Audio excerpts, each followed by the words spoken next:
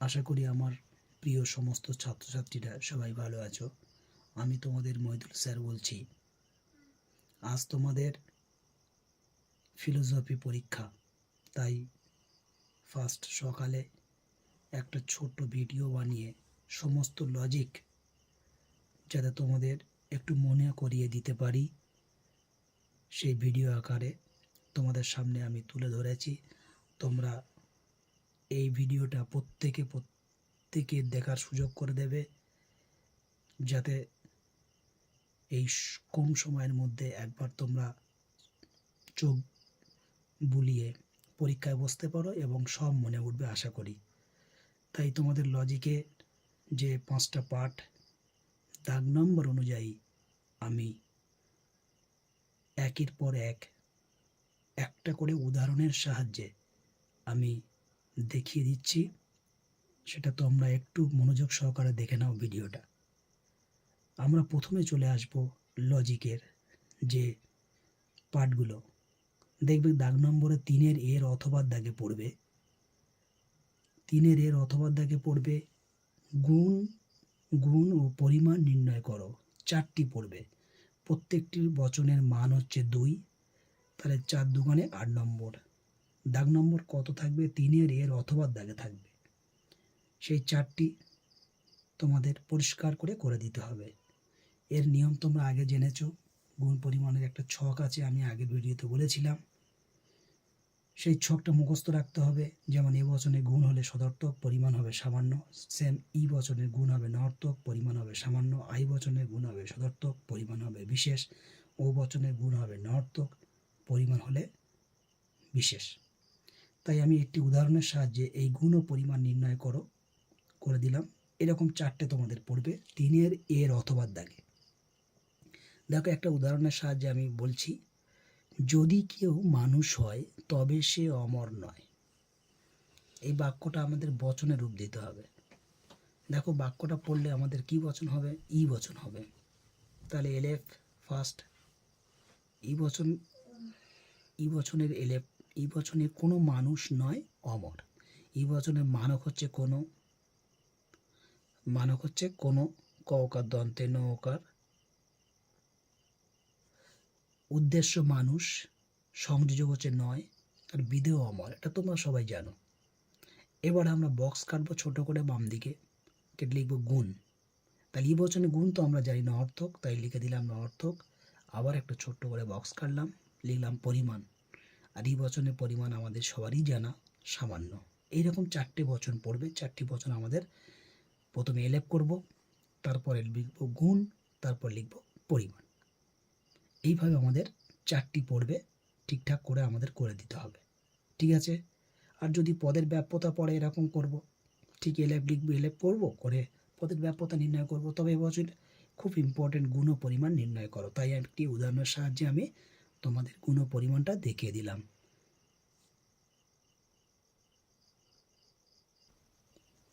চলে আসব লজিকের second part, অর্থাৎ 3-এর বীর অথবা দাগে কি পড়বে এবছর।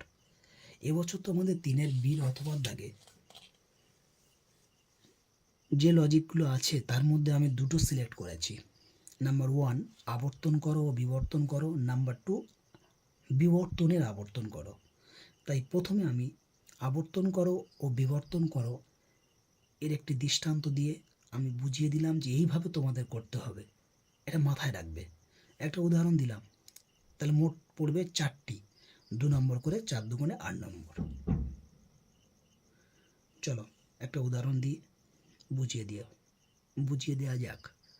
প্রত্যেক শিশু সরল। প্রথমে আমাদের এলেপ করতে হবে। এলেপটা এই বচন হয়েছে, সকল শিশু হয় সরল ব্যক্তি। ব্র্যাকেটে লিখবো আমরা মূল বচন। তারপর বাম দিকে চলে আসবে, একটা বক্স কাটবো, লিখবো এই মূল বচনের আবর্তিত। তাহলে এ বচনকে আবর্তন করলে আমরা জানি আই হয়। আই বচনের মানক হচ্ছে কোনো। আর আবর্তনের নিয়ম হচ্ছে ইন্টারচেঞ্জ করতে হয়, মানে বিধেয়টাকে আগে দিতে হয়। তাহলে কোনো সরল ব্যক্তি আই বচনের সংযোগ হয়, আর উদ্দেশ্য শিশু, ইন্টারচেঞ্জ হয়ে গেল। কোনো সরল ব্যক্তি হয় শিশু। আবার বাম দিকে একটা বক্স কাটবো, চলে আসবো, সেম একইভাবে লিখবো মূল বচনের বিবর্তিত। তাহলে মূল বচন হচ্ছে আমাদের এলেফ, এলেফটাকে মূল বচন মনে রাখবে। তাহলে এ বচনের বিবর্তন করলে হয় ই। তাহলে কোনো শিশু, আর ই বচনের সংযোগ হচ্ছে নয়, তাহলে কোনো শিশু নয়। বিদেহ পদ কী ছিল? সরল ব্যক্তি, সেখানে একটা অযোগ করতে হবে, অসরল ব্যক্তি। বিবর্তনের নিয়ম আমরা জানি, কেবলমাত্র বিদেহের আগে একটি অযোগ হয়। তাই কোনো শিশু নয় অসরল ব্যক্তি। কিভাবে নিয়মটা আমরা মাথায় রাখব? প্রথমে বাক্যটাকে এলেপ করব, ওই এলেপটা নিয়ে একবার আবর্তন করব, ওই এলেপটা নিয়ে একবার আমরা বিবর্তন করব, করলে পরে আবর্তন করো ও বিবর্তন করো হয়ে যাবে। ঠিক আছে? যদি ঘুরিয়ে বলে বিবর্তন করো ও আবর্তন করো সেম, তাহলে প্রথমে এলেপ করব, আবর্তন না করে প্রথমেই বিবর্তন করব। তাহলে এলেপ করব, বিবর্তন করব, আবর্তন করব, যেটা আগে বলবে সেটা আমাদের আগে করতে হবে। এটা কিন্তু একটু আমরা মাথায় রাখবো। ঠিক আছে? এটা করো, আবর্তন করো, বিবর্তন করো, একটা দৃষ্টান্ত দিয়ে আমি বুঝিয়ে দিলাম। এরপরে আমরা চলে যাব বিবর্তনের আবর্তন কিভাবে করতে হয় সেটা দেখে নাও। বিবর্তনের আবর্তন কিভাবে করতে হয় একটি উদাহরণের সাহায্যে আমি দেখিয়ে দিলাম। এটাও যদিও 3-এর বীর অথবা দাগে পড়বে, যদি পড়ে। একটা উদাহরণ হচ্ছে সব ভালো যার শেষ ভালো। এই বাক্যটাকে আমাদের পড়ে প্রথমে এলেপ করতে হবে। তাই এলেপ করলাম, সকল শেষ ভালোর ক্ষেত্র হয় সব ভালোর ক্ষেত্র। এটা আমরা এলেপ পড়বো সবাই। তারপরে কি বলেছে? বিবর্তনের আবর্তন। তাহলে প্রথমে বিবর্তন করব, তাহলে এ বচনকে বিবর্তন করলে আমরা পাবো জাস্ট বিদের আগে একটা অযোগ হবে। কোনো শেষ ভালোর ক্ষেত্র নয়, এই বিধে হচ্ছে সব ভালোর ক্ষেত্র, ওর আগে একটা অযোগ হবে। অসব ভালোর ক্ষেত্র, তাহলে কোনো শেষ ভালোর ক্ষেত্র নয়, অসব ভালোর ক্ষেত্র। তাহলে এ বচনকে বিবর্তন করে দিলাম, ই হলো। এবারে যেহেতু বিবর্তনের আবর্তন বলেছে, তাহলে এই বিবর্তিতের রূপটাকে আমরা আবর্তন করে দেব। তাহলে ই বচনকে আমরা আবর্তন করলে কি হবে? ই বচনে আবর্তন করলে আমাদের ই হবে। তাহলে ই হলো। কোনো ইন্টারচেঞ্জ করতে হবে, কোনো অসব ভালোর ক্ষেত্র, কোনো অসব ভালোর ক্ষেত্র। ই বচন সংযোগ নয়, নয় হলো। উদ্দেশ্য শেষ ভালোর ক্ষেত্র, শেষ ভালোর ক্ষেত্র।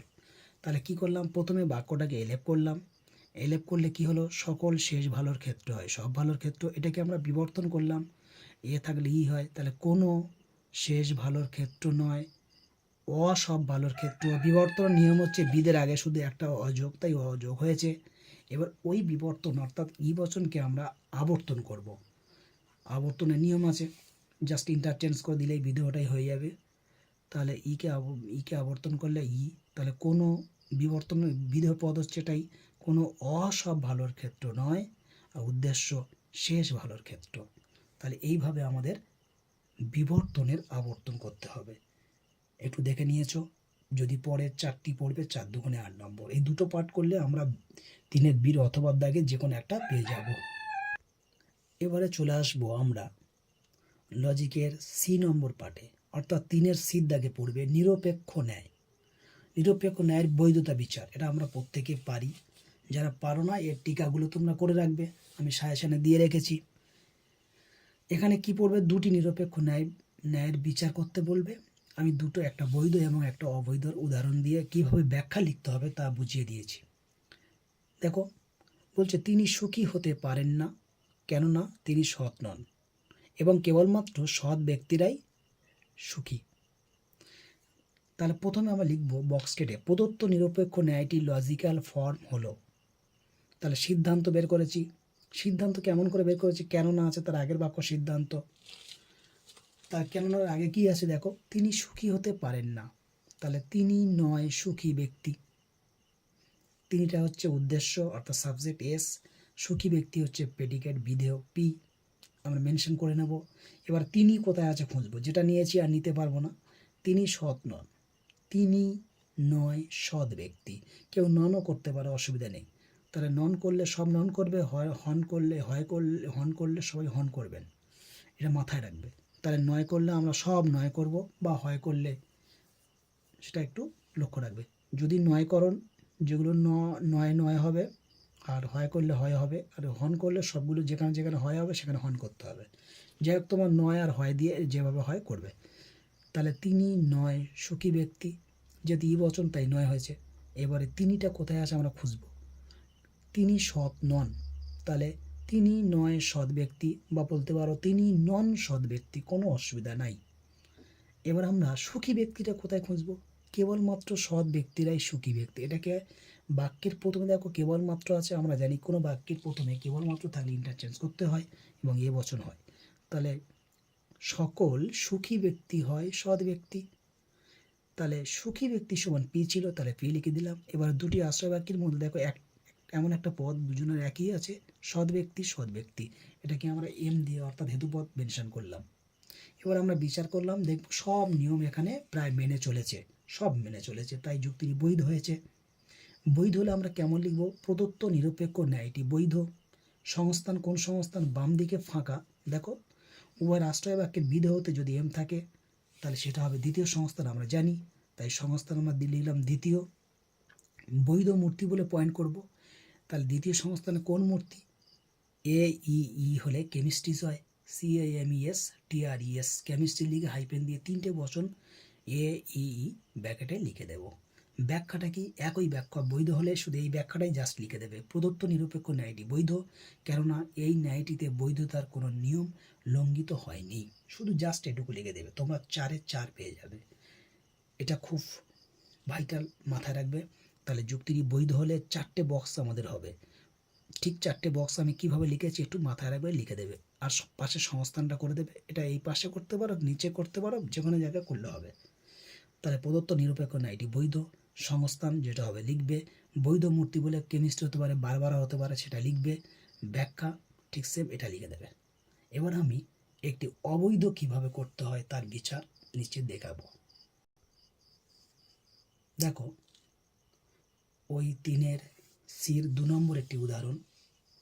এই ন্যায়টি বৈধ কেননা সব বৈধ ন্যায়ের মতো এটিতে 3টি পদ আছে। এটা একটা সংক্ষিপ্ত ন্যায়। যাই হোক, কীভাবে করবো, সেম একই রকম লিখবো। প্রদত্ত নিরপেক্ষ ন্যায়টি লজিক্যাল ফর্ম হলো, তারপরে সিদ্ধান্ত বের করব। সিদ্ধান্ত কি হবে, আমরা জানি কেননা আগের বাক্য সিদ্ধান্ত, তাহলে এই ন্যায়টি বৈধ লিখলাম, এই ন্যায়টি হয় বৈধ ন্যায়। এই ন্যায়টি যেখানে আছে সেটা নিয়ে তৈরি করব আমরা অপ্রধান। এই কোথায় খোঁজো আছে, নেই, তাহলে আমরা প্রধানটা তৈরি করে নিই। প্রধানে কি আছে দেখো, তাহলে সিদ্ধান্তের বিদেহ দিয়ে প্রধান, তাহলে বৈধ ন্যায় কোথায় আছে দেখো, সব বৈধ ন্যায়ের মতো এটিতেও 3টি পদ আছে, এটা আমরা প্রধান তৈরি করব। সকল বৈধ ন্যায় হয় 3টি পদ বিশিষ্ট। এবার আমরা তৈরি করব অপ্রধান। অপ্রধান তৈরি করতে গেলে আমাদের জানা আছে কি কি থাকে, এস আর এম অর্থাৎ পক্ষ আর হেতুপদ। তাই পক্ষপদ আমরা পেয়ে গেছি এই ন্যায়টি, আর হেতুপদ আমরা পেয়ে গেছি 3টি পদ, তাই আমরা তৈরি করে দিলাম অপ্রধান আশ্রয় বাক্য, এই ন্যায়টি হয় 3টি পদ বিশিষ্ট। তাহলে প্রধান আশ্রয় বাক্য, অপ্রধান আশ্রয় বাক্য এবং সিদ্ধান্ত হয়ে গেল। এবারে বিচার করব। দেখো বিচার করতে গেলে আমরা জানি 3টির বেশি, 1 নম্বর নিয়ম হচ্ছে দুটি আশ্রয় বাক্যের মধ্যে 3টির বেশি পদ থাকতে পারবে না, তাই 3টির বেশি পদ আমাদের নেই। দেখো এস একটি পদ, পি একটি পদ, দুটি আশ্রয় বাক্যের মধ্যে এম একটি পদ। এম যেহেতু 3টি পদ বিশিষ্ট, 3টি পদ বিশিষ্ট দুটো পদ একই, তাই এমকে আমরা একটি পদ হিসেবে ধরে নেব। তাহলে 3টে পদ হয়ে গেল, তাহলে 1 নম্বর নিয়ম মেনে চলেছে। সেকেন্ড নিয়ম বলছে দুটি আশ্রয় বাক্যের মধ্যে হেতু পদ অর্থাৎ এমকে একবার যে কোনো না যে কোনো একটি আশ্রয় বাক্যে অবশ্যই ব্যাপ্য হতে হবে। এই নিয়মটি যদি মানে তাহলে আবার পরের নিয়মে যাব, দেখা যাক। দেখো হেতুপদ, প্রধান আশ্রয় বাক্যে হেতুপদটা আছে প্রধান আশ্রয় বাক্যের বিধেয়তে, আর বচনে দেখো আমাদের এ বচন, এ বচনে কোন পদ ব্যাপ্য, উদ্দেশ্যপদ ব্যাপ্য, তাহলে এমটা আছে কোথায়, বিধেয়তে, তাহলে ব্যাপ্য হওয়ার সুযোগ পাইনি, তাই আমি একটি ক্রস দিলাম, অর্থাৎ প্রধান আশ্রয় বাক্যে হেতুপদ ব্যাপ্য হওয়ার সুযোগ পাইনি। তাহলে আর একটা চান্স আছে, দেখবো অপ্রধান আশ্রয় বাক্যে এমটা ব্যাপ্য হয়েছে কিনা। অপ্রধান আশ্রয় বাক্যে এমটা কোথায় আছে দেখো তো, সিদ্ধান্তের অপ্রধান আশ্রয় কোথায় আছে, অপ্রধান আশ্রয় বাক্যের বিধেয়তে আছে এম অর্থাৎ হেতুপদটি। বচনটা কি, এ বচন, এ বচনে কোন পদ ব্যাপ্য, উদ্দেশ্য ব্যাপ্য, যদি এমটা উদ্দেশ্য থাকতো তাহলে ব্যাপ্য হতো, কিন্তু এমটা আছে আমাদের বিধেয়তে, এখানেও সেম ব্যাপ্য হওয়ার সুযোগ পায়নি, তো একটা ক্রস দিয়ে মেনশন করলাম। তাহলে দুটি আশ্রয় বাক্যের মধ্যে এম অর্থাৎ হেতুপদ কোনো একটিতেও ব্যাপ্য হওয়ার সুযোগ পায়নি, তাই আমাদের নিয়ম লঙ্ঘন করেছে। আর এই নিয়ম লঙ্ঘন করলে যে দোষ হয় সেই দোষটা আমি লিখে দেবো। সেই দোষটার নাম হচ্ছে অব্যাপ্য হেতু দোষ। চলো কীভাবে লিখবো আমরা একটু দেখে নিই। লিখবো প্রথমে বক্স কেটে প্রদত্ত নিরপেক্ষ ন্যায়টি অবৈধ বা ইনভ্যালিড, বক্সে লিখব দোষ, অব্যাপ্য হেতু দোষ। সংস্থান, কোন সংস্থান হয়েছে দেখো, দুটি আশ্রয় বাক্যের বিধেয়তে হেতুপদ আছে, তার মানে দ্বিতীয় সংস্থান, সংস্থান দ্বিতীয়। মূর্তি বলে লিখবো, এখানে শুধু জাস্ট অনলি ফর মূর্তি শব্দটা ইউজ করব। মূর্তি বলতে এখানে 3টে বচন ব্যাকরে লিখে দেবো, তাহলে অবৈধ হলে মূর্তি লিখবো, আর বৈধ হলে আমরা লিখব কি, বৈধ মূর্তি। সেখানে বারবারা, সিলারেন্ট, কেমিস্ট্রি, সিজার, বার্মানটিফ এগুলো হতে পারে, কিন্তু অবৈধ হলে জাস্ট 3টে বচন মূর্তি লিখে 3টে বচন ব্যাকেটে মেনশন করব, এটা সবাই মাথায় রাখবে। 5 নম্বর বক্স ব্যাখ্যা। ব্যাখ্যাটা তোমাদের নিজের মতো করে লিখবো, কোন দোষ ঘটেছে। তাহলে আমি এখানে ছোট করে নিজের মতো করে তোমাদের লিখে দিলাম, উক্ত যুক্তিটি অবৈধ, অব্যাপ্য হেতুদোষে দুষ্ট। কেননা উক্ত যুক্তিতে হেতুপদটি, হেতুপদ কি আছে, 3টি পদ বিশিষ্ট, ব্যাকেটে সেই হেতুপদটি যদি রাম শ্যাম যা হবে সেটা লিখে দেবে। এখানে 3টি পদ বিশিষ্ট তো হেতুপদ, তাই ব্যাকেটে লিখে দিলাম 3টি পদ বিশিষ্ট। দুটি আশ্রয় বাক্যে একবারও ব্যাপ্য হওয়ার সুযোগ পায়নি, কাজেই যুক্তিটি অবৈধ। এইরকম তোমাদের দুটি পড়বে, দুটি বৈধ হতে পারে কিংবা একটা অবৈধ একটা বৈধ হতে পারে, যাই পড়ুক না কেন তোমাদের নিয়ম ফলো করে তৈরি করে নেবে, নিয়ে জাস্ট এইভাবে লিখে দেবে। ঠিক আছে, এটা দেখে নাও। আমি চলে যাব চলে এসেছি পরের পার্টে। দেখো 3-এর ডির দাগে পড়বে, এটা তোমাদের একদম শিওর কমন। 3-এর ডির দাগে দুটি প্রশ্ন থাকবে অথবা দিয়ে থাকবে, তার মধ্যে দুটো আমি রেখেছি, দুটি হয়তো সব কমনই আসবে তোমাদের। দেখবে খুব ইম্পর্টেন্ট, মিলের অন্যায় ব্যতিরেকি পদ্ধতি, এটা তোমাদের ডিটেলস মুখস্থ লিখতে হবে। অন্যায় ব্যতিরেকি পদ্ধতির অপর নাম মিশ্র পদ্ধতি বলতে পারে, সংযুক্ত পদ্ধতি বলতে পারে, এতগুলো মাথায় রাখবে। ঠিক আছে, যার নাম মিশ্র তার নাম সংযুক্ত, তার নাম যুগ্ম, তার নাম দ্বৈত অন্যায় পদ্ধতি। তাহলে মিলের অন্যায় ব্যতিরেকি পদ্ধতির এতগুলো নাম, যদি এটা পড়ে তো লিখে দিচ্ছ, আর এটা যদি না পড়ে তাহলে দেখবো অন্যায় পদ্ধতি ব্যাখ্যা করো, সেটাও লিখে দেবে। তবে একটা তোমাদের সাজেস্ট করব, স্বপরিবর্তন পদ্ধতি ডাইরেক্ট দিতে পারে এবছর, স্বপরিবর্তন পদ্ধতি যদিও পড়ে গেছে, এটা ডাইরেক্ট দিতে পারে, এটা একটু দেখে রাখবে। তবে এই দুটো করে গেলে একটা কমন পাবে। ঠিক আছে, তাহলে খুব ভালো ইম্পর্টেন্ট মিলের অন্যায় ব্যতিরেকি পদ্ধতি, এটা তোমরা ডির দাগে পাবে। যদি ডাইরেক্ট না পাও একটা উদাহরণ দেবে, উদাহরণ দেখে আমাদের বিচার করতে হবে, সেটা তোমাদের আমি বলে দিয়েছি আগে থেকে, সেটা মাথায় রাখবে। চলো এবার আমরা চলে যাব পরের পার্টে বলতে। এখানে দেখো 3-এর ইর অথবা, এই 3-এর ইর অথবায় তোমাদের দুটো একদম ডাইরেক্ট আমরা অথবায় যাব, ওই লজিকটা থাকবে, আমরা করব না, ওখানে ভুল হলে 8-এ 8 0 হয়ে যাবে। তাই আমরা অত রিস্ক না নিয়ে আমরা 3-এর ইর অথবার দিকে চলে যাব। সংক্ষিপ্ত টিকা দুটি পড়বে, 4 4 8। আমি তোমাদের 5খানা সিলেক্ট করে রেখেছি, তার মধ্যে 3টে ভেরি ভেরি ইম্পর্টেন্ট। দেখো নাম্বার 1, সহকার্যকে কারণ বলে মনে করার দোষ, এটা খুব ইম্পর্টেন্ট। তারপর সেকেন্ড ইম্পর্টেন্ট, মন্দ বা দুষ্ট উপমা, এই দুটো করলে একটা শিওর পাবে। 3 নম্বর, অবান্তর ঘটনাকে কারণ বলে মনে করার দোষ। 4 নম্বর, অপর্যবেক্ষণ দোষ। 5 নম্বর, অবৈধ সামান্যীকরণ দোষ। তাহলে এই 5টি ভালো করে করলে তোমাদের দুটো কমন এসে যাবে। 3টি খুব ইম্পর্টেন্ট, 1 2 আর 4, এই 3টে ভালো করে করলে আশা করি দুটো এসে যাবে। তবে রিস্ক নেওয়ার দরকার নেই, তোমরা 5টা ভালো করে যাবে, দুটো কমন পেয়ে যাবে। দেখা হবে পরে তোমাদের সঙ্গে, কাল স্কুলে থাকছি, ভালো করে পরীক্ষাগুলো দেবে। যারা ফিলোসফি অনার্স নিতে চাও আমার সঙ্গে যোগাযোগ করবে। ঠিক আছে, আমি তোমাদের ভিজিটিং কার্ড তোমাদের ছাত্রদের সঙ্গে দিয়ে দেব, তোমরা কার্ডটা সংগ্রহ করে রাখবে। যদি পরে কেউ অনার্স নিতে চাও আমার সঙ্গে যোগাযোগ করবে। আমি তো ফিলোসফি অনার্সে পড়াই, তোমরা জানো, আরও সুযোগ সুবিধা আছে সেগুলো বলে দেব। সবাই ভালো থাকবে, ভালো করে পরীক্ষা দেবে। Best of luck. এই প্রসঙ্গে আরেকটা কথা বলে রাখি, তোমরা পরীক্ষা হলে ভালোভাবে পরীক্ষাগুলো দেবে, এমসিকিউগুলো ভালো করে করবে। ঠিক আছে, আর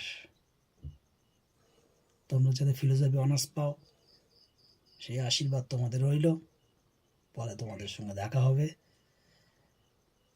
সবাই পরীক্ষার একটু বেশি নম্বর পাওয়ার চেষ্টা করবে। ঠিক আছে, রাখলাম, ভালো থাকবে।